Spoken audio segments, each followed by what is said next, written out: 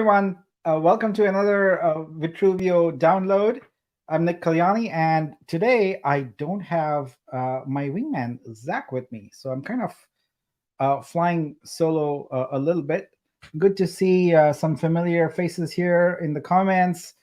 Tartan Madman, Aris, Rich, how's everyone doing? I fly a bus. This is really nice to see you all. Um, I don't like to fly solo so much. So I'm wondering if I can change that situation. You know what? Maybe I will. Let me see if I can find someone to bring on here. Let me see. Oh, I found someone to bring on here. Hey, who are you? Good morning, Nick. Hi, everybody. Hi, guys. My name's Addie.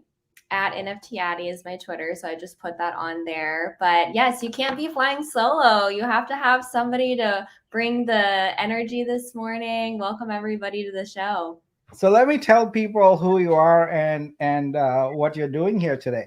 So Addie is someone I worked with before, and she is going to essentially head up all our investor relations, communications, follow up, things like that, because we are starting to communicate with a fairly large number of investors, and keeping everything straight for me by myself is a bit of a challenge, and we need to make sure that investors get their documents, etc., that they are asking for, any questions answered, any meetings set up, all of that on time. And so Addie is doing that. So welcome, Addie, to the team. It's great to have you back. Now you are in Miami for Art Basel, yeah? Yes. So I am in Miami for Art Basel, and thank you, Nick, for that lovely introduction. It's so good to be back. It's always great working with you, and it's really exciting. There's a lot of movement and activity for the growth of Vitruveo, especially on the investor front. So it's very exciting to be here at Art Basel. It's been a crazy year. The energy is insane. The crypto community is so tightly bonded right now. Everyone's coming together, everyone's celebrating each other, and super welcoming and friendly. That's probably my favorite thing about Miami is the crypto community is really nice. The tech community is really nice. People are working on really cool projects, and they all want to help and support each other. So it's been a lot of energy and definitely busier than ever. That's cool. So, you're just sort of getting your feet wet. We haven't had a chance to have but maybe two meetings. Uh, Tell me, have you already been talking to, any investor leads, any prospects there at Miami? Yes, so I have gone to an event specifically for startups. That was a very awesome experience. And at that event, I had a discussion with a higher up in a large Web3 investment firm, which I didn't even realize those exist, but there's specific companies just for investing in Web3 now, which is really exciting. And her and I were just talking about the positive impact of art, both in the real world, natural healing modalities, and also the balancing effect of that art is bringing in a world that is quickly rising technologically. So she was fascinated by the project. I've also had the opportunity to speak with a lot of other investors at the event and other events that I've been at as well.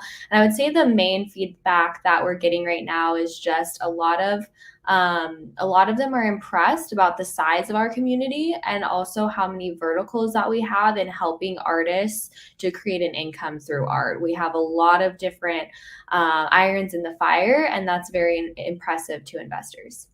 That's fantastic. So, Addie, you and I are going to be spending a lot of time in spreadsheets and also on Zoom calls at all odd hours. So, because a lot of the crypto investors are in Asia, the Middle East, etc., um, I'm used to doing pitches at 2 a.m., 3 a.m. my time. You just stumble out of bed, just clean up a little bit, and hop on camera, on a meeting with them. And so we'll be doing some of that.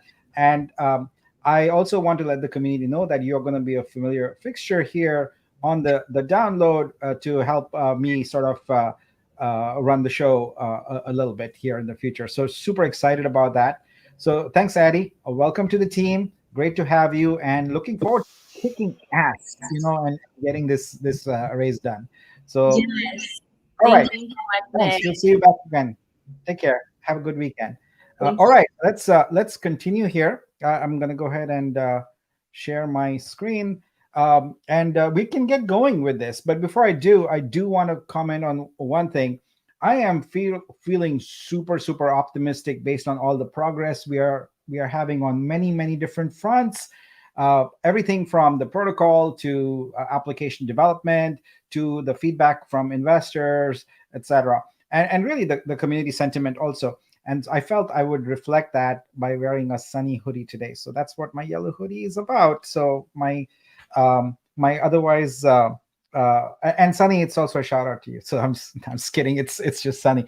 All right, so let's get going here. We are here for the Vitruveo download, our week in review. It is season 1, episode 13, December 8th. And I'm Nick Kalyani. I'm the project lead for Vitruveo. We're going to kick things off here with a view at our creator council. And who better to talk about that than our very own Fer Caggiano? So, welcome. How are you? Hello, Nick. So good to be here. I had very few hours to sleep last night because I was out at Art Basel with our event, combined with One Love DAO, and I have to say it was amazing. Super excited about it. I'm sorry I'm losing my voice. I've been talking to so many people, Yeah, but it's all we great. want to hear all about it. But before that, we want to talk about something much closer to our community. So Yeah. let's now go to our open call here. So our open call ended yesterday. Tell us more about it. Well, first thing I want to say is that I am getting so many messages of people that didn't apply in time. And I will be very honest, I am not going to reopen and extend. But people know me, I can't leave people out. So if you have an entry and you missed the deadline, you can reach out directly, and I'm going to make sure that we put you in.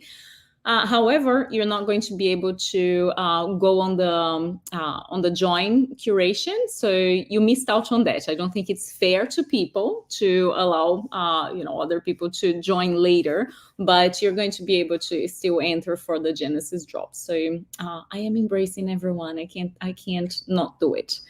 And we have like 918 in total entries. So I was expecting to be somewhere close to the 1,000. So that is pretty much the number I was expecting anyway. We always had the up to 2,500 as a reach goal, but I never actually wanted to be that many, because I believe that for our very first drop we should have a smaller group that is very committed, super dedicated, and they can help us with the beta testing. So that is the objective on the Genesis drop. And yeah, oh my god, the entries, I am in love with the artwork. I have people that have told me that they worked for 2 weeks in full to make sure that they had like a good quality piece to enter with us, and I'm honored. I'm really honored that people have dedicated so much to be with us. So yeah, Yeah, what are these you are thinking of incredible. entries? These are fantastic. Uh, okay, so let's talk about what happens now. So we got almost 1,000 entries, and we've got some in the wait list that you're gonna handle personally. So what's the next step? Now I have the group of curators. I picked 5 curators that are in completely different networks and different styles. So those curators are going to help select the artwork for Times Square. So I wanted to be very clear that I am not choosing that, because I would be in so much trouble. There's like too many people to please. I can't personally Yeah, choose that. So I put that burden on other people. And they're amazing curators. They're super excited, really. They say it's an honor to be the curators for the first drop. So they're working on the selection of the 50 for Times Square. And we're also looking now at the entries to take whatever that is not a serious entry, because people do put something, there's not an artwork or something that shouldn't be there. So we'll clean up all of that, and then we'll work on notifying people. So yeah, that's the first step. All right, cool. And then what happens after that? After that, we start promoting the artwork while our team is finalizing the Vitru Studio for the first testing. And once we have that, once we have a go from the team, we're going to start onboarding in small batches. Like, I want to be very clear that we'll notify that people are in, but we're not going to put everyone at the same time, because we want to make sure that everything's running smoothly, and we don't want to put almost 1,000 people to try something. So it's going to be small groups at the time, but I believe that all of that process will run smoothly in the next 10 to 15 days. So looking forward to it. Yeah, and then we want to organize after that a metaverse sort of celebration, and we'll have to figure out exactly what that looks like and how that is. But I'm looking forward to that, because the last couple I went to, they were a blast. It's fun to go around in the metaverse, check out the artwork, talk to people, and have some music playing with a DJ or something like that. It's definitely a fun thing, and it really allows all our community, no matter where they are in the world, to come together in harmony and appreciate these amazing artworks. So cool. Now I love the just to mention that, like, I've been doing metaverse parties and gallery celebrations for a long time, and they are awesome. We have some very good friends that are willing to collaborate with us to make sure that we deliver a very cool experience. And I can't wait to have the Vitruveo community join us, because I don't know how many people here have been to metaverse parties, but I can promise you it's fun. All right. So I understand that you have a couple more slides for us to share. So, let's talk about this. So these are some of the entries for Genesis.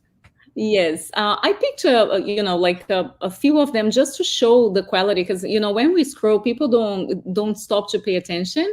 But those pieces, they really caught my eye.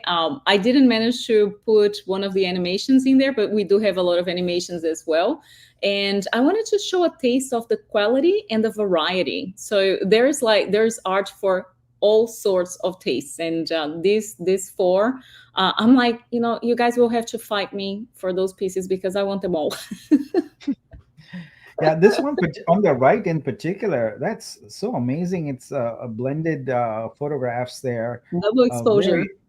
Very, very cool. Yeah. And even the one on the far left, I mean, so colorful, radiant, and you can interpret that to be so many different things, a sci-fi world, a fantasy world, etc. This is just gorgeous. All right. And now you're also in Miami, and you're at Art Basel. So let's talk about what's going on there with us, and how the community responded to Vitruveo. Wow, I have to say, whenever I talk to someone and I explain what we're doing, they're jaw drop. They love it. They're very impressed with the solutions we're bringing. And my focus is talking to the creative people, so I understand their language, I understand their needs, and they are over the moon excited with everything that we're proposing. So yesterday was fun. We had very mixed crowd, which is one of the beauties of being at a physical gallery. So we had all these physical pieces along with the digital, and people that had never been exposed to NFTs were there. So that as well was really, really cool to see. We even had a VR glasses experience. So some people got to visit, the spatial gallery that the One Love DAO people put together. So it was really cool. It was truly rewarding to talk to everyone that was there, and I got to see a lot of people from the community that I know as well, between I don't know how many people here know names, but Sabet was one of our guests.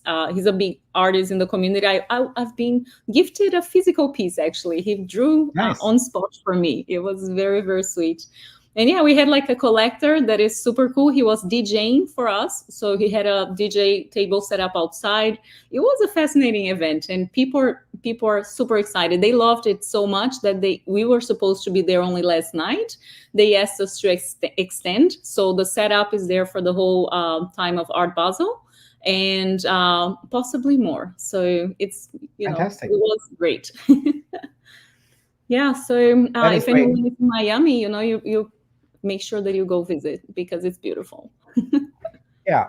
So, having been to sort of IRL events, I can tell you that you can go to as many online events and as many Twitter spaces, etc.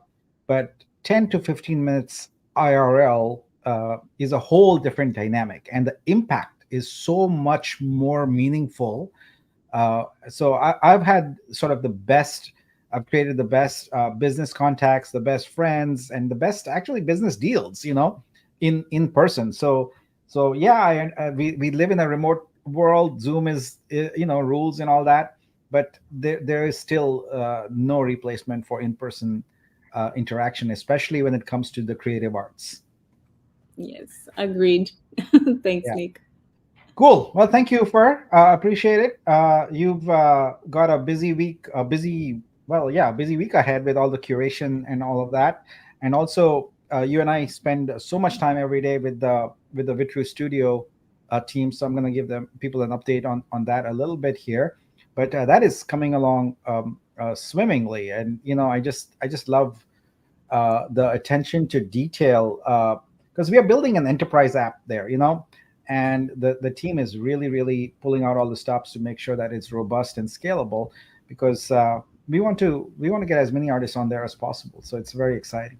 So thanks. Have a good weekend, and we'll have you again on the download in the future, right? Thanks. Fantastic. Yes. Thanks, Nick. See Thanks, ya. everyone. Yeah, so if you are in Miami, please visit the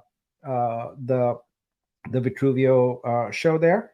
All right, let's continue with our download. I have a lot of important information for you today.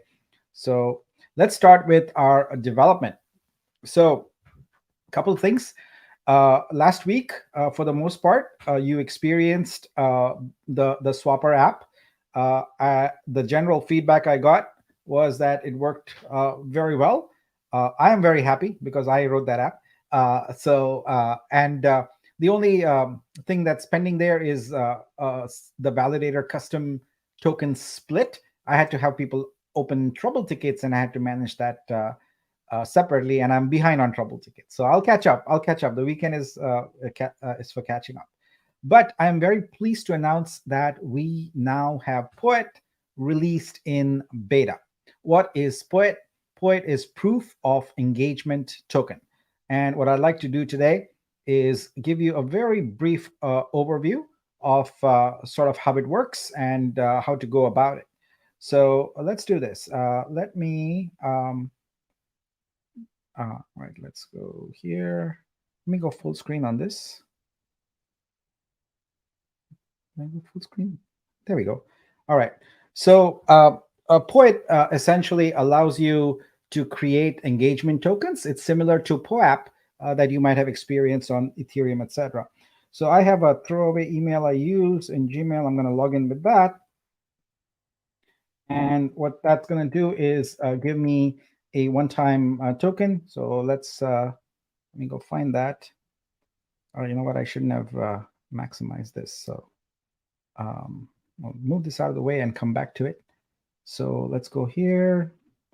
And we should have, there we go, got a token.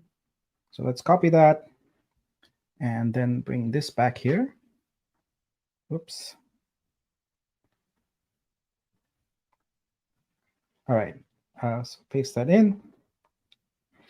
All right, now I already set up an account earlier. I haven't configured it or anything because I didn't want to spend a lot of time just clicking through the whole thing. But the basic concept of Poet is that first and foremost you are an issuer. So when you sign up, you can be an issuer, and I created a little issuer here called Demo 1. Now, as an issuer, you then can create collections. So I created a demo collection here. I called it Alpha. once you have a collection, so a collection would be, for example, maybe you're having a series of webinars or something like that, or you're having a few meetings, or you have a series of drops planned. Anything can be a collection. It's just a grouping. And then within a collection, you have a poet. Now, so I have this alpha collection here, and within that, I can see my poets. So I've created one, just using random data, but basically, the poet is has an image associated with it, and it has a link associated with it, and it has a claim key associated with it. So what you basically can do is issue to your audience the link, or you can give them a key, and when they sign in, they can claim the poet. So this particular one has 1 of 20. So 1 has been claimed out of the 20 issued, and it's currently active. So that's basically it's as simple as that. So now there's a lot more to it, in the fact that once the poet is claimed, it becomes a real token in your account, and that real token then is used for token gating. You can use it to control access to different things. You can give them the ability to have premium content and things like that. So let me show you this particular token that I collected. So I'm the 1 of 20 here. And you can see here that it was issued by Demo 1, the issuer I created. The collection is alpha. The event type was a virtual. So that you can have a physical event type or a virtual. And here's the details. So this is actually on chain right now. So this is on testnet, on Vitruveo testnet. I'll go to that in just a moment. It's an ERC-721 NFT. So Poet is basically a platform, an application for anyone to sign up and issue NFTs for events, things like that, and have ownership associated with it. So the only event here is that it was minted. Now, the cool part is associated with your poets that you issue, you can have unlockable content. So for example, if you have a webinar and you want only the people who came to the webinar to have access to some premium video or a PDF with, information, you can provide that in here. All of this is 100% free, and all of it is on chain. So this is completely decentralized. Now, one of the things that a lot of people think about that are current holders is, how are we going to get to our transaction threshold daily?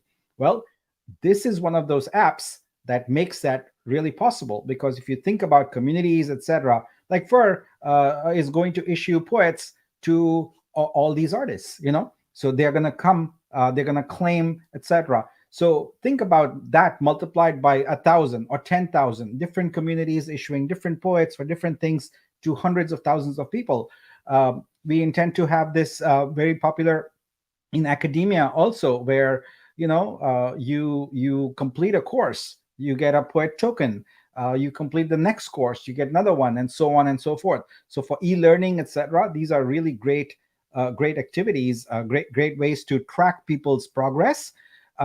And even in enterprise scenarios, if you attend workshops, things like that, you can get poets issued to you. So what I'm going to do here is I'm going to move this over here and go to the testnet. So that's Test Explorer Vitruveo, and I just claimed this just shortly before I hopped on the download. So you can see that my token was minted, and you can see here that it was for the poet contract. So this is all online, on-chain transactions that are going to happen because of Poet. So it's in beta right now. So we'll probably just test it a little bit, maybe over the weekend, Monday, Tuesday, and then we'll release it. It's still as the beta to everybody, with an informational video on how to use it and some guidance. But what we are doing is, initially, just so we can sort of have some degree of control over who's creating poets and for what. When you create a poet, we'll approve it. So there's a little button we have to press, it gets approved, and then your poets are available and ready to be issued. So yeah, so this is really really exciting, and we are super excited about having the Poet app available and ready. So let me see. I'm going to take a moment here to see if there's any questions related to some of the material we've talked about, so I can answer those as we go, because sometimes it's better to get them answered as we are going. So this is a good one. Curious Observation says, since there are less than half of the budgeted artists, does that mean that the surplus of allocated funds for buying art will go to artists? No, we're gonna hang on to those, and there's gonna be multiple of these. This is not the first and only. This is the first, but it's not the only one. We're gonna have other open calls also, and use those. Is there a date and time for the Metaverse Party? Kelly Productions asks. Not yet. We'll finalize that and announce it. Let's see here. Can you make these tokens for anything without all the annoying stipulations that come with POAP? Yeah, absolutely. There's really no stipulations that we have. In fact, if you what would be cool is I can sort of go through the exercise here a little bit.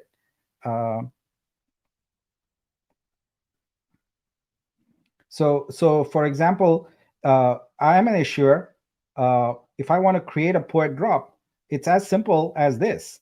You put in an image. So let me go find an image. Now, one of the things we are working on right now is the size constraints. We wanted to figure out what. So here we go. So I just picked a random image here. I select it. I enter a name for the Poet. So I think I called one.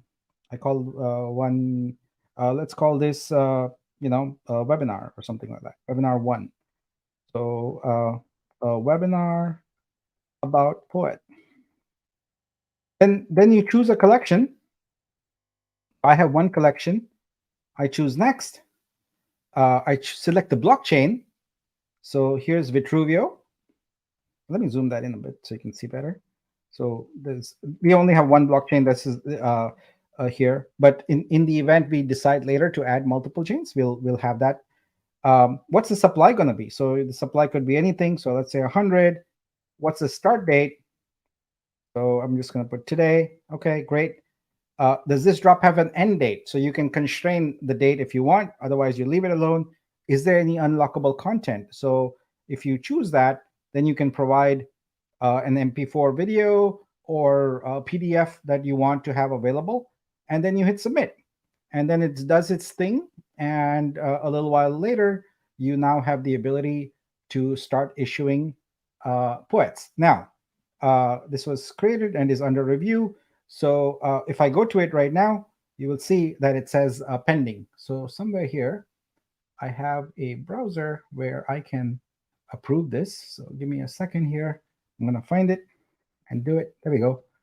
All right. So I have on another account the ability to approve it, which I'm going to do right now. I just press the button, and that's what our moderators are going to do. And now this Poet has been approved and is active. So I have a link. I hand it off. I have a key. I hand it off. Either of those. So the link is, if you have a mailing list or something like that, you can send it out, and people can click on it and claim it. Now, we also have the ability to have an allow list. So that is a feature that is currently in development. It'll be there in the next release, which this weekend it'll be there, where you can paste in the email addresses, etc., and only those folks are allowed to get the Poet.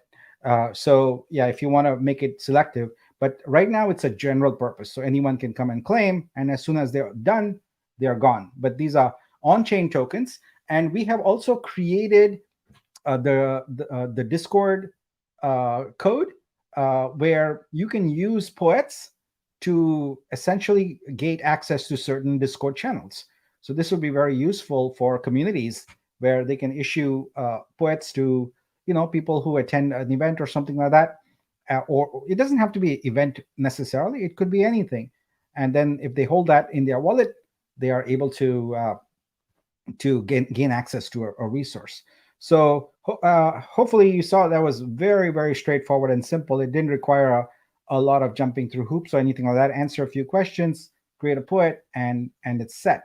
And you can see here that the actual when you create an issuer, you're not actually creating the token at that point. You're doing it at the point where someone actually claims that particular token. Actually, you know what? Let me just briefly show that also. So I think that's interesting to see that the actual mint happen. So I'm going to go ahead and copy this poet key, and then I'm going to go to my account, and you can see there's a button here that says claim poet. So I can enter that poet key here. So this could be anybody. You give them the key and they claim, and boom. And now I have the poet here, and you can see that it is actually issued on chain. So there's the contract, and it actually got minted. So right there, it just got minted. So that's the exciting part about this application. When you think about sort of enabling communities to be able to do something very effective and help sort of reward people who are participating in different things in the community, etc.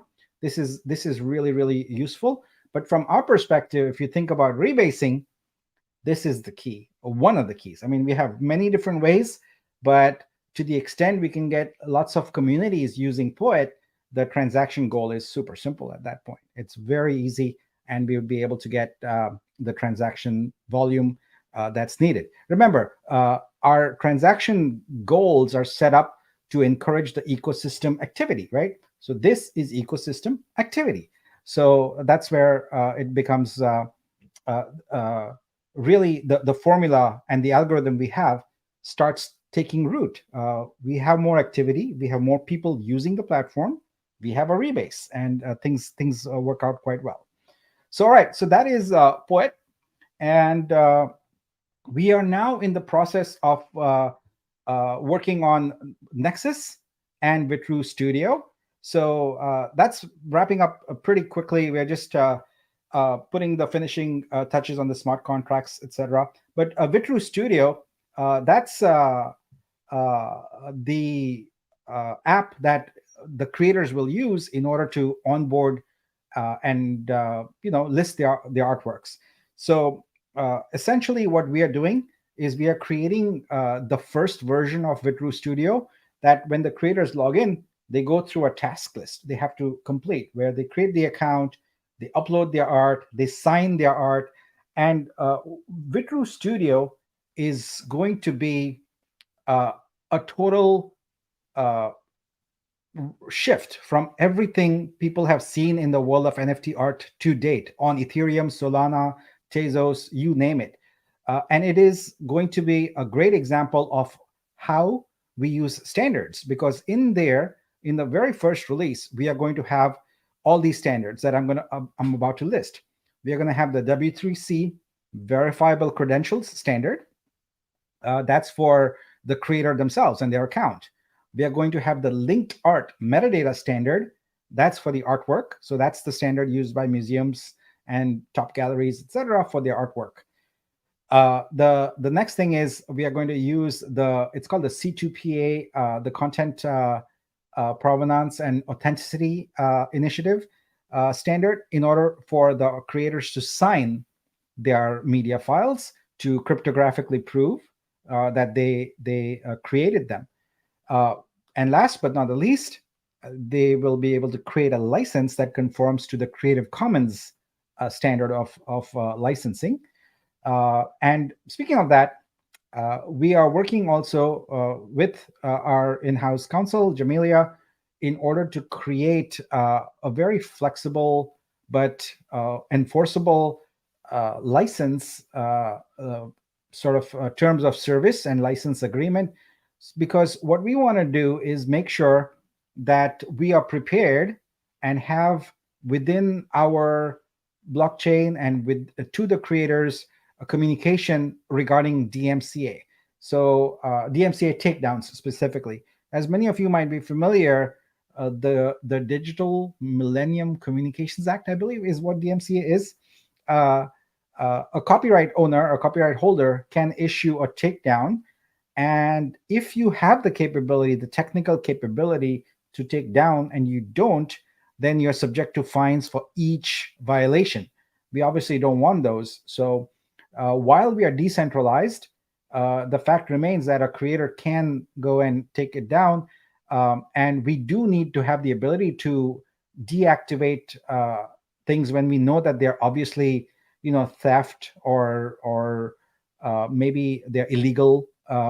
And so we need to keep that capability. So as long as we keep that capability, now the DMCA requirements also come into force. So there's a lot of this work going on behind the scenes to create all the rules and create all the administrative tools, etc. Because if you ever read one of those reports about all the behind the scenes moderation, etc., that happens at YouTube, Facebook, etc., there's a lot of it that goes on. Now, we are not a social media platform, so we don't have to worry about that. But when artworks are listed, or we go into music, etc., when something is uploaded by someone that is infringing on a copyright of someone else, we have to be able to take it down. Otherwise, as in the organization, we would be subject to fines in whatever jurisdiction this occurred. So all of this has to be factored in. It's a lot, but we are dealing with it, and I'm very excited with the progress. Everything is converging here at the end of December, early January. It's coming together really, really well. Now, the Swapper DApp, just to bring that up again, has basically been online now and will remain online for until we do maybe a couple days before we do the Nexus drop. So I think I have a slide for that. So yeah, so we've had hundreds of on-chain transactions. So as I mentioned, I'm going to be following up with the validator token split. I'm handling the tickets. Now, it's going to stay online until about 2 days before the Nexus drop. So that could happen any day now. And so you can keep doing those swaps, etc. The intent of the Swapper DApp is to merge your allocations, or to swap from a hacked account to a new account, and so on and so forth. So that, I believe, has served its purpose, because we've seen a lot of activity around that. We also had this week the OTC, and so I wanted to give you a quick report on that OTC sales there. So we had approximately 165,000 coins switch hands here. We had about 60 trades, and I believe all but 5 or 6 of them are completely done, and the volume was approximately around $38,000. So hopefully all the folks that wanted to sort of get out of their holdings are able to do that, and we are glad we were able to provide that, because one thing we want in our community is people who believe in our vision, who are excited about what we are doing, and who want to support us in the future. And this is a radically different project than what it was when people bought into it. Completely, totally different. And so it is understandable if folks, might not want to participate in it. All right. So moving along, let's talk a little bit about financial updates. So our model has always been to kind of, with the booster sales, sort of with individuals raise capital as we go, while we work on the institutional investor front, because the institutional investors take a little bit more time. So I'm not going to read every line here. This deck is available for you. I'll share the link afterward. But our main thing here is I want to point out that we are making a pretty decent sized investment in our Dubai investor event, which turns out is shaping up really, really, really well. So let me talk a little bit about that. So we have it's the week of December 18th. It's most likely going to be 18th or 19th. So one of the challenges with the events like this is making sure you get the right venue and the right date because those venues tend to be fully booked. But we now have the venue booked and the contract's been signed. So the venue has a capacity of 100 invitees max, and the types of individuals we are targeting there are angel investors, family offices, venture capitalists, and independent funds. So we have essentially created it as an invite only. So you can't just show up here unless you've been invited. So we have looked through our list very carefully and made sure that the attendees are the types of attendees we want, who will essentially look at the project and think about investing in it. So I want to calibrate the community's expectations, because I see posts all the time about people thinking that fundraising with institutions is just like a snap of fingers. Maybe you go pitch to them and they write you a check. It doesn't work like that at all. It is a fairly time-consuming process, in that you have multiple meetings. You have to present documents that are requested as they do their due diligence, and that's where Addie's going to be very, very useful. So now the purpose of this event is to raise awareness of Vitruveo among investors and KOLs, so key opinion leaders, and to get warm leads. So a cold lead is one where we just go to someone's website, a VC website, and or we find an article and we contact them directly. Does not work. It does not work. You need to have a warm lead to get institutional capital. That's just how it works. So I know people DM me or send me links all the time to a story or something where they're like, oh, this investor is investing, etc. That's great. What I have to do then with that lead is go and find out if we can get a warm intro to them. So I have to ask around and see my network, ask other investors, and see if we can get a warm intro, because a cold intro never works. So what we will do post-event is we will follow up individually with every one of the attendees to gauge their interest, because just because someone attends your pitch and listens to it doesn't mean that it fits their investment thesis, or that they are investing at the moment, or they're interested. They might not like it, So there's many ways for people to interpret the deal, and they're not necessarily bad. It's like anything else, the right time, right place, right person, the right investor, etc. So our goal is to get pitch meetings, because then we go into being able to actually communicate about our value proposition and help investors understand what is going on. So I will do some of the meetings right there after the event, because I'm there for a few days afterward, and I'll try to get as many meetings done in person. But due to the holidays, it's going to probably blend over into January, because this is on the 18th, and with Christmas, it's really, really hard. So our success factors that we are looking at is, of the 100 invitees, people all are RSVP, but they don't always show up. That's just standard for most events.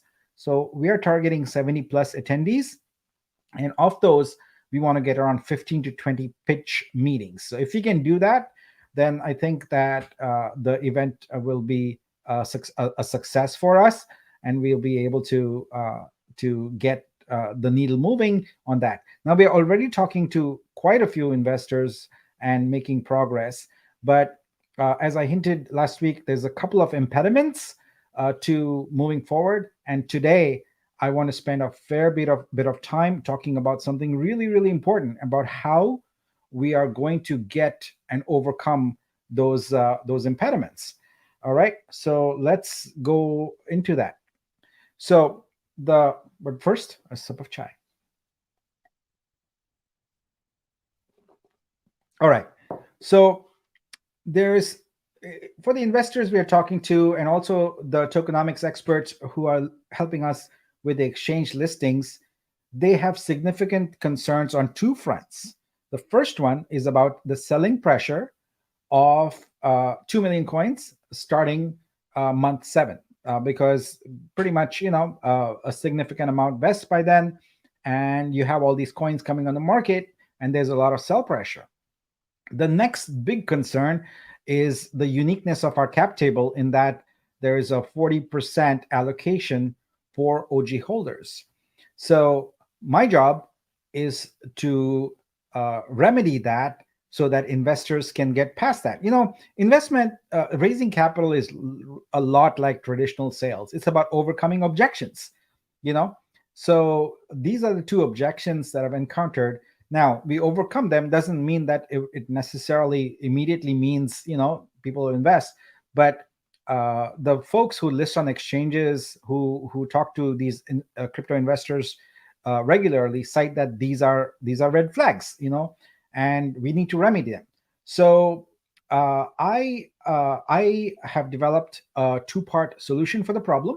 I'd like to propose that today, and let's see what comes from the community about that. So I'm actually quite excited about this because it is a very creative way that has a significant upside for everybody. And I want to talk about it and present it to you. And let's see where it goes.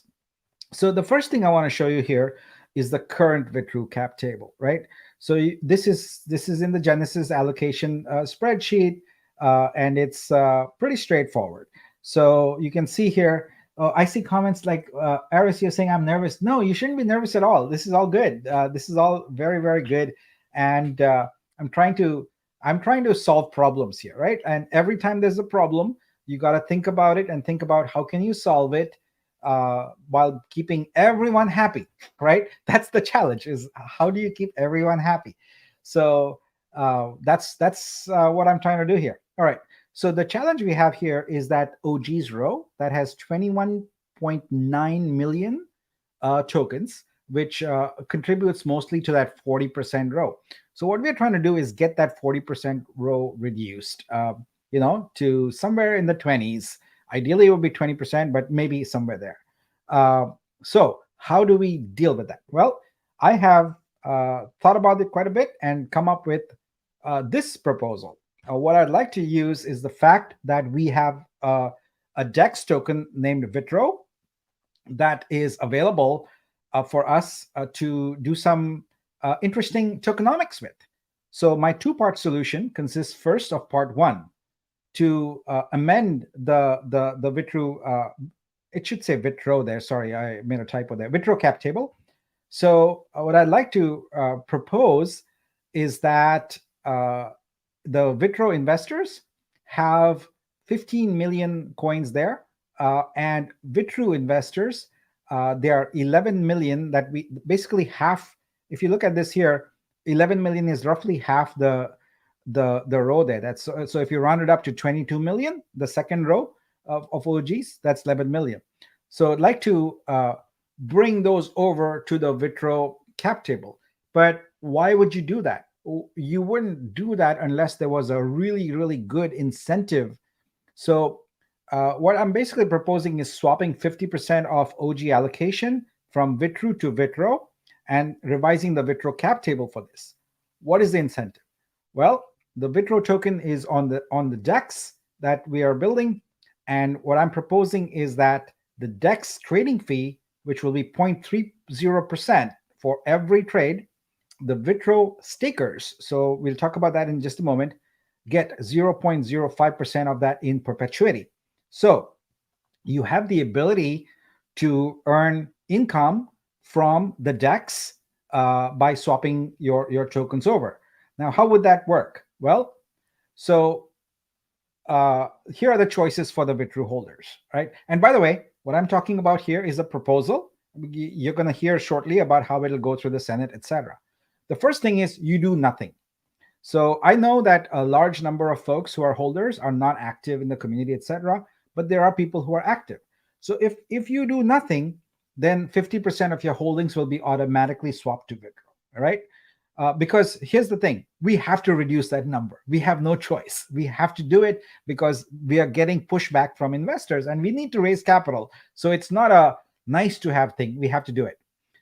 The second thing is we will change the Swapper DApp to have a new feature after the Senate approves this proposal. If the Senate rejects this proposal, then I have to come up with another idea. But you'll be able to go into the Swapper DApp and choose how much of your holdings to swap to Vitruveo. So you can choose 0 to 100, whatever you want. So the choice is yours. So basically, the distinction is between an active person in our community versus an inactive person. If you're an inactive person, it's a pretty straightforward thing. You know, it's not like you planned or participated in the creation of the Vitru Cap Table. So you wouldn't know what is there right now anyway, and we are not doing anything detrimental. We are just giving you a choice of swapping from one token to the other. So if you are active, though, you get to decide. It's entirely your call. You can say, nope, I'm happy with my Vitru tokens. I don't want any of the Vitru tokens. I don't want the DEX rev share, and that's perfectly fine. Now, here is the biggest kicker. When you swap your Vitru tokens from Vitru to Vitru, the Vitru are 100% vested and unlocked. Bam. Instantly. All right. So that is a huge advantage. Now, you have perks with your Vitru tokens. Those will still remain based on your original Vitru allocation. So regardless of how many Vitru tokens you move over, your perks you keep. They don't change. Your revenue share you keep. It doesn't change. So there is a significant upside to Vitru holders to doing a swap to Vitru for at least half. If you want to do more, you can do more. But if you want to do less, you can do less. So Garfield asked the question, isn't that dangerous if it's 100% unlocked? Absolutely. So the Vitru token is the DEX token, and ultimately it's going to thrive based upon the activity of the DEX. So it's entirely possible that because they're all unlocked, people want to dump. But if you do that, you can't have any earnings because you have to stake your tokens in order to keep the earnings. So this is a choice for every investor, what they want to do. The tokenomics allows you a lot of flexibility and a lot of decision making, but each one can make their own decision. So when you have these Vitru tokens, if you don't want any of the future income from the DEX, then and you don't want to hold them, then you would sell them. But we believe that a lot of people will want that income. That's the whole point. It's passive income in perpetuity, if you keep it stocked. So that's from a DEX. And all of you in DeFi know that a lot of the volume comes from fees, right? In the DEX, the trading fees generate a significant amount of revenue. You don't need me to tell you that. You can look at the math on that. So someone asked, what is about boosters? And here we go. So booster coins that you get will not be swapped. So you get 100 coins for each booster, right? Those sit in your account. Those are not, unless actually, yeah, those will not be swapped. Now, when you boost your Nexus NFT, your boost also applies to your Vitru conversion. So here's an example, all right? So let's say you have 1,000 Vitru. You do one boost to it. The holding becomes 1,100, right? Now you swap 50% of it. So your Vitru balance then is 600 because your boost tokens don't get swapped, right? They stay there. So your Vitru balance becomes 500. And because you boosted, you get 1% extra Vitru tokens. So your booster applies to your Vitru conversion also. All right. So, and again, just want to repeat, your perk share remains, your rev share remains. And we've tried to, I basically designed these tokenomics to make it really, honestly, a no-brainer deal, to do this, where, we'll provide a calculator for this, so you can do the math on it also. But the next part of this, I said there's two parts, is this is only valuable if you can generate a lot of activity on the DEX.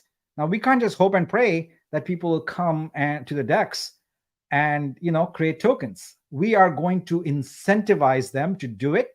And we are going to do that through Vitruscape. So Vitruscape is an easy dApp for anyone to generate their own token on Vitruveo.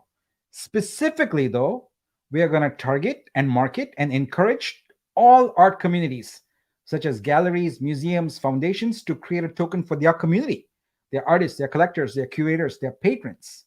There are 19,000 galleries in the world. There are several thousand art museums. A couple of the museums we are already talking to have already asked for this. They want this. So every one of these will become a token on the DEX. It'll be traded, generating income for Vitru stakers. So we will light a fire and get and incentivize lots of art-centric communities. So we're just starting with visual arts. Now let's move into music, right? Think about a music label and how many of those are there, small and big, creating their own tokens. And we make it drop dead simple. Press a button in Vitruscape, enter a name, enter a logo, enter how, what your community is, and how you want to distribute it, airdrop it, etc. Boom. So, and we will educate these communities on liquidity and how they can need to provide liquidity on the DEX. And really, other people will also do that, because they might not do that for an individual's no-name token, but if a brand name gallery or museum or someone issues a token, yeah, so it would definitely provide incentive to do that. All right, so that's basically the plan here. The next steps is the Senate votes on the plan, and if approved, Swapper dApp will be modified. And again, you have a choice. You can do the following: nothing. So 50% of your Vitru will be swapped for Vitru. Or you can go in there and say, nope, I don't want it. Or you can say, I want more of it. And you can make a choice. So really done the math on this and done it so from an investor standpoint, it's about balancing risk, right? So you've got Vitru, and we've got a set of goals there on how to build up the business, build up the sales, etc., and make that coin valuable. But if you want to balance your risk, you can do the swap with the Vitru. And the bottom line is that we need to get institutional capital, and the current obstacle is the amount of Vitru tokens held by OGs. So this is a simple plan to remedy it. And one of the questions you're probably wondering is, well, two questions, is about liquidity and about opening price. So we need to consult with the same experts we are on exchange, etc., and we'll come up with those numbers. But my plan is to make the Vitru token a very strong contender, and make it a really, really good token for you to hold. So that's basically where we are. So yeah, I see Darwin the turtle jumping to wrong conclusions, but that's fine. So we'll provide a calculator so you can do the math and figure this out. All right, so that is it for our download for today. What I'm going to do is take some questions, and meanwhile, what I'm going to do is I'll leave this this slide up here. Yeah, I think I'll leave this slide up here so you can take a look at it. So great. All right, so let me take a few questions now and see. Blah blah blah. All right, so Cappy asks, so people could have the option to swap 100% of their bag to Vitru, and there would be zero vesting for the entire bag. Yeah, that's effectively true. And you by virtue of having the Nexus NFT still have your allocation of perks and your rev share. So you could do that. Now, when you move that over, if you sell it, then you would not get the benefit of having any of the earnings, of the income from the DEX, because you would need to stake those tokens in order to qualify for the earnings. So, but yeah, you could swap your entire bag.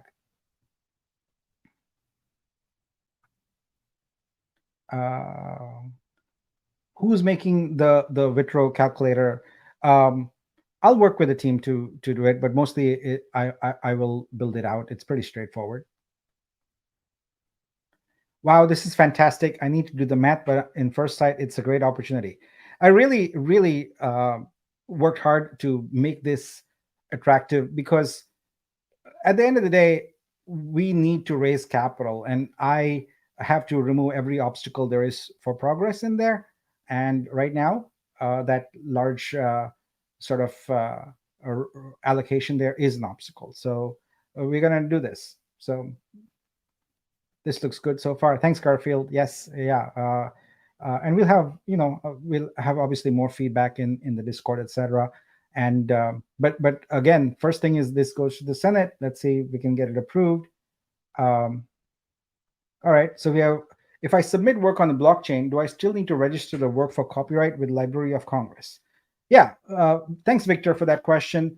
Absolutely, yes, you have to, because copyright is something that is granted by nation states. It is not something that happens on the blockchain. So what we would be able to do on the blockchain is, if you have a copyright, for example, you could have that in the metadata. So that would be reflected there. But you are still responsible for registering your artwork and obtaining it's actually a trademark, because the copyright laws are basically what's the word? They're not automated, but they're implicit, I guess, is the way to. But I'm not a lawyer, so don't quote me on that.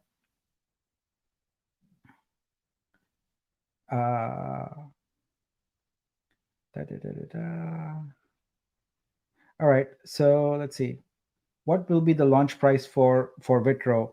We'll get an answer on that next week.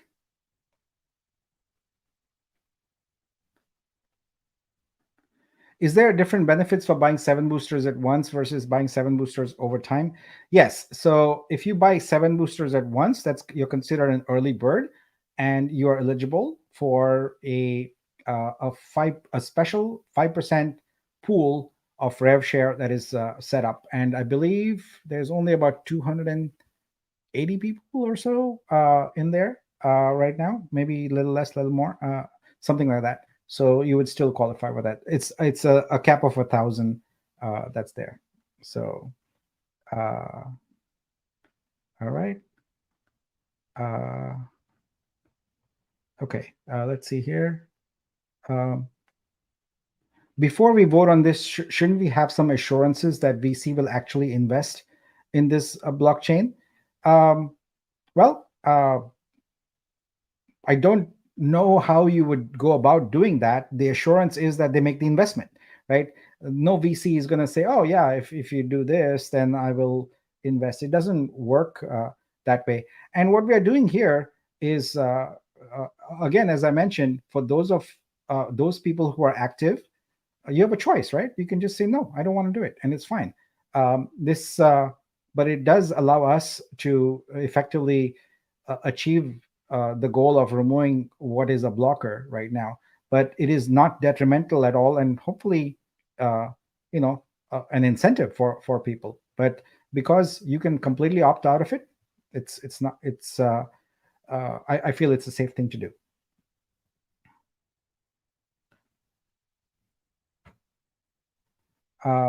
Let's see here. This is a valid question. What's going on with the BTC ETH sacrifices? I believe those are mostly finalized. I think there's 1 or 2, or maybe a few more. I just asked that question of Zach the other day, and looks like we are almost wrapped up getting everyone to approve. So we'll go ahead and add those to Swapper, so you'll be able to work with those. So I think there's a few more wallets that we are trying to get a hold of, and so we'll add that. So I'll commit to posting an update on that on Monday. Make sure I'll get the latest from Zach on that and post by then. So, and as soon as we have the final wallets from people, we'll go ahead and update Swapper dApp so you can use that. Keeping all of perks plus Dex rev share makes it seem like an easy vote to me. Also, remember where we have come from, dead in the water to real opportunity. Yeah, I mean, at the end of the day, this is an option for you to consider. You can completely ignore it, but we do need to do this. So yeah, thanks.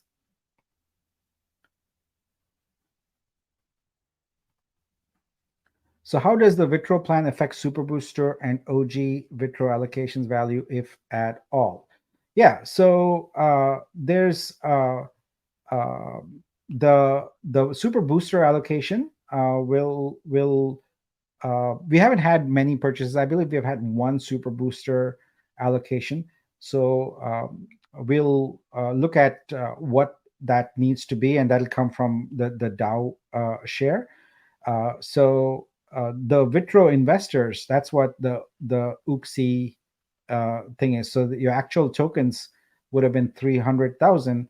Put a multiplier on them because we are put a new scale on the tokenomics here, and so you would essentially get a share of these 15 million tokens. So it's just scaled up. It's an important. It's just like shares, right? Like you can do a share split and have more of the shares, but the math on it, the product remains the same. When will the rest of the validators be online? All right, so we met last week, and we have a game plan in place now. So we are doing two steps. The first is we are going ahead and getting the validators to do their KYC via signups. And the next thing is to the VTech team has already created a schedule, and so we'll be following that schedule to get the validators online. It will be a structured process, gradually onboard them. So that's the exact question will be when that schedule is finalized. That's a question for the validators team. We now have a validators team that does all the work on that.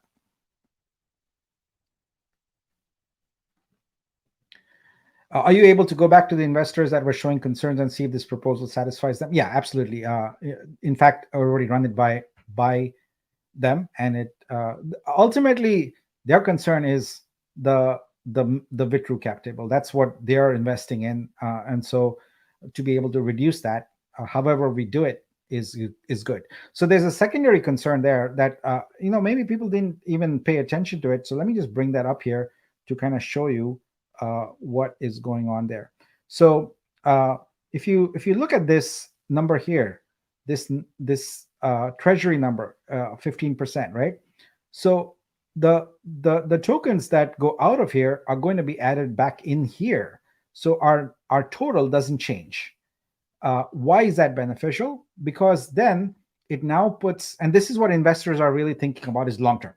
Now we are in a stronger position of having coins available to do a future fundraise of a significantly larger amount, maybe $50-100 million. So that's one of the primary concerns is if all a sizable portion is here, there's a significant sell pressure, and the DAO treasury doesn't have a whole lot for the future. How will the blockchain grow? And while I have a terribly hard, difficult time explaining to people in the community the reason why blockchains need capital to grow, to market and things like that, the investors understand that. They look at this and go like, well, if you're not going to have staff, you're not going to have engineers, you're not going to have marketers, etc., how is this blockchain going to grow and sustain itself, etc.? And so this solves that problem. Let's see here. The next question is a follow-up. Should I copyright my work first before submitting to the blockchain? It really doesn't matter. You can or cannot, because the copyright essentially starts the day you create the work, right? So getting an official sort of document from the appropriate regulatory body is just reinforcing that it has nothing to do with the blockchain. But again, I'm not a lawyer. I'm not especially an intellectual property lawyer, so I don't know much about this. But what I do know is the two are separate. So you can do one anytime, and it has nothing to do with the blockchain. All right. So Kelly has a question. So what do you think is the best move for some of us that didn't have an interest in dumping day one? I want rev share, but I'm assuming Vitru is a flagship here, so is 50-50 a safe bet? Right. So obviously one needs to be able to predict the future in order to be able to answer this question with any degree of certainty. But as I thought about it, the approach I thought about is, how do you balance risk, right? And you balance risk by kind of spreading things out a little bit, right? And so the way I think about this is that there is not any significant way for you to lose, because if you think about the DEX and what we are doing with Vitru, we are trying to incentivize communities to come on there and create more tokens, etc. So the DEX is going to grow. But as it grows, the value of the Vitru coin is also going to appreciate. So either directly or indirectly, you're going to benefit. But it's a really hard question, Callie, and I don't know that I can give you like any kind of guaranteed answer. I think each of you will need to consult maybe with others in the community and figure out what that is. But I want to make sure that I provide a calculator for you that allows you to do what if scenarios. So do those what if scenarios and make your best judgment. But I wanted to make this available to you so we can address the problem at hand. All right. So question and suggestion. Is that possible? Can you remove the 0 to 100% choice? 50% is fine, and I think it's good for everyone, good or bad. Be all together ready to face. 50-50 is only right thing. I appreciate that sentiment, Vijay, but I don't want to try any kind of strong handed tactics like that. I feel like there's a group of people who are very active in the community who are voting, etc., and that 0 to 100% is a vote, in fact. So that's why I didn't propose a vote. I said we'll get the Senate to vote on the proposal and then put it out there. Anyone who wants to vote against it will just go and say 0, and they're done. Anyone who wants to vote for it has to do nothing, and or if they want to change that number, if they don't want 50%, maybe they want 25%, they can do that. Don asks, what should be the exchange rate from Vitru to Vitro? We won't know that until a little later. We'll figure out the liquidity and the starting price, etc. But I'm working on that. I want to make sure that I work with experts and get projections that are based upon experienced folks, especially with exchanges that will give us these answers. Is the Vitro rev share available to anyone that stakes, or just for the people that do the swap now? Oh yeah, so you swap, you might buy Vitro and stake later, and that's available also. So it's a very good question. So anyone can stake Vitro to get that rev share. So it's available to anyone and everyone. So yeah, you might choose to wait and buy Vitro on the market later and then use that.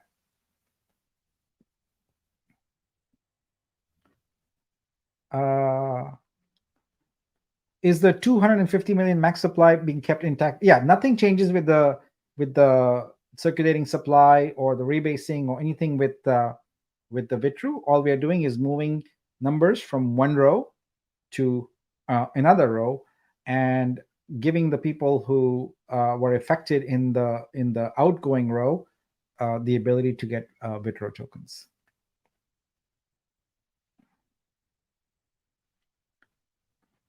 After consolidating wallets via Swapper, is there a way to see current balance in new wallet? Yeah, Swapper tells you that. Swapper tells you the current balance. So if you're not seeing that, then it's possible you may not have connected with the right wallet, or a lot of people I see connecting to testnet, so that might be a problem also. If you staked Vitro, what is the vesting schedule? There's no vesting or anything like that. It's basically you stake, and for the amount of time you're staked, whatever earnings are there in the DEX, the 0.05% you are eligible for, you unstake, and you're no longer eligible for that. So you decide that. There is no vesting. Garfield says, this is actually good. Those that don't like vesting will convert 100% of their bag and probably dump day, but that doesn't affect the Vitru price because they sold in Vitro. Yes, thank you. Yeah, okay. So I feel comfortable with this new proposal. We're just going to have to explain this to those that don't watch the downloads. Yes, we'll definitely do that. We'll do a write-up and break this down, etc. So yeah. All right. Yes, Garfield, that's a very good point. And I didn't want to state the obvious myself, but yes. So that is. But you know, the thing is, it's going to recover, right? Like the whole point is that we are putting this program into place to encourage people to mint their own tokens on here and get that. So it's just a matter of time. I feel like both will be very successful eventually. It's the market is gonna come back. There's already signs of that, and so as that happens, then investors will recognize the value of both. Okay.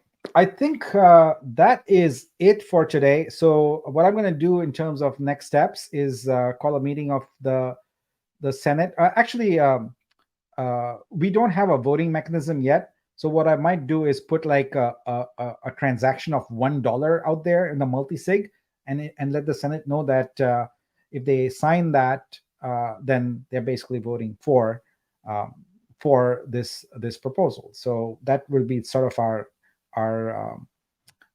yeah. So Leon has a question here. Why wouldn't VC want Vitro instead of Vitru?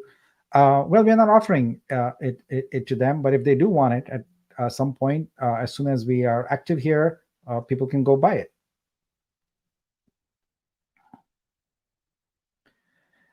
Nick, I've been in deployment for over 8 months. Now I'm back home. That's why I'm asking about my vault token in my wallet.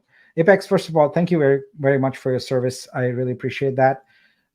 So what we have done is basically transitioned from vol to the Vitru token.